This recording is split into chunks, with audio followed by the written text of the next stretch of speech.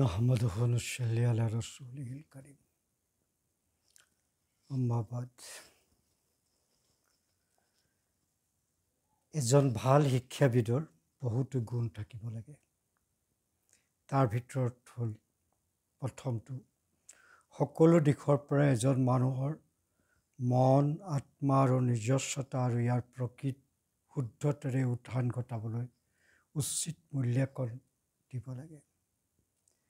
কোৰাণত উল্লেখ কৰিছে, আত্মাই পাপ প্ৰৱণতাৰে মানুহক টানি নিয়ে। জন্তুৰ ডিঙিত পঘা মেৰিয়াই যলৈকে জন্তুক নিব বিচাৰে নিয়ে আৰু উৎসাহিত কৰে সিহঁতৰ দেহৰ অভিলাষ মানি চলিবলৈ। প্ৰতিক্ৰিয়াৰ ফলত আত্মাৰ পাপ প্ৰৱণতাই মানুহক সিহঁতক আল্লাহে প্ৰদান কৰা ক্ষমতাৰ প্ৰতি অজ্ঞতা বিচাৰি সিহঁতৰ অনুভূতি, চিন্তা ভাৱনা আৰু আত্মাৰ সম্প্ৰীতিক উত্থানৰ নিম্নগামী কৰে। কোৰাণত উল্লেখ কৰিছে, নবী ইউছুফ আলাইহিছ সাল্লামৰ কথা এনেধৰণে, মানৱ আত্মাই অসৎ শিক্ষা দিয়ে। সন্দেহ নাই, মোৰ প্ৰভুৱে মোক দয়া কৰে, সি ৰক্ষা পৰে। সূৰা ইউছুফৰ 53 নম্বৰ আয়াত। আমাৰ চৰিত্ৰ, সাধুতা আৰু নিষ্কলংকতাৰ কাৰণে গৰ্ব কৰাৰ অধিকাৰ নাই, কাৰণ মানৱ প্ৰবৃত্তি স্বভাৱতঃ পাপপ্ৰৱণ। মানুহৰ যদি সুস্থ বুদ্ধি থাকে, তেন্তে ভালবোৰ বিচাৰ কৰি ইহজগততেই সি পৰকালৰ আয়োজন কৰি ল'ব পাৰে। এনে প্ৰবৃত্তি কেতিয়াবা ঊৰ্ধ্বলোকৰ প্ৰতি, কেতিয়াবা অৰ্ধলোকৰ প্ৰতি ধাবিত হৈ থাকে। সূৰা ৭৫ আয়াত নম্বৰ ২। আল্লাহৰ ইবাদত বন্দেগীত যিসকলে তৃপ্তি আৰু সান্তনা লাভ কৰে, সেই নিশ্চিন্ত আত্মা তোমাৰ প্ৰভুৰ ওচৰত এনেদৰে উভতি যোৱা যে তুমি তেওঁৰ প্ৰতি প্ৰসন্ন আৰু তেওঁ তোমাৰ প্ৰতি সন্তুষ্ট। ৮৯ নম্বৰ আয়াতৰ ২৭ আৰু ২৮। শান্তি আত্মাতকৈ উচ্চ হ'ল, যি নিজকে বিশুদ্ধ কৰে। যিসকলে এই মাত্ৰালৈ ধাবিত হয়, তেওঁলোকৰ আল্লাহৰ একেবাৰে ওচৰৰ লোক। সেইসকলক দেখিলে এনে লাগে যেন স্বচ্ছ আইনাত প্ৰতিফলিত হৈছে আল্লাহৰ গুণাৱলী। চাহাবাসকলে নবী সাল্লাল্লাহু আলাইহি সাল্লামৰ দ্বাৰা দিয়া শিক্ষাৰ প্ৰশিক্ষণ অনুকৰণৰ আকাংক্ষাৰে তেওঁলোকৰ সকলোৱে নৈতিক আৰু আধ্যাত্মিক বিশুদ্ধতাৰে মাত্ৰা উপনীত হৈছিল।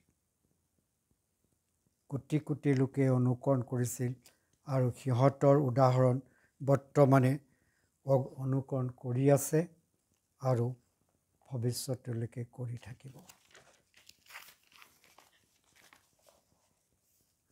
দ্বিতীয়তে, এটা শিক্ষা ব্যৱস্থা ইয়াৰ সাৰ্বজনীনতা, ব্যাপকতা আৰু গুণাগুণ বিচাৰ কৰা হয় ছাত্ৰৰ ওপৰত। নবী সাল্লাল্লাহু আলাইহি সাল্লামৰ শিষ্য বা ছাত্ৰসকলে সাজু আছিল নবী সাল্লাল্লাহু আলাইহি সাল্লামৰ বাৰ্তা সমগ্ৰ বিশ্বত প্ৰদান কৰিবলৈ। সিহঁতে বাৰ্তা প্ৰেৰণ কৰিছিল সৃষ্টিকৃতভাৱে বিশ্বব্যাপী আৰু সৰ্বদা প্ৰচাৰ কৰিছিল আৰু এটা প্ৰস্তুত গ্ৰহণযোগ্যতা পাইছিল। বিভিন্ন জাতি, ধৰ্মীয়, বুদ্ধিজীৱী স্তৰৰ আৰু বয়সৰ পাৰ্থক্যৰে আধুনিক সময়ৰ মৰক্কো আৰু স্পেইনৰ পৰা ফিলিপাইনছলৈকে, ৰাছিয়া স্থূপীৰ পৰা আফ্ৰিকাৰ বুকুলৈকে ইয়াৰ নীতিসমূহ ভেলিড আছিল।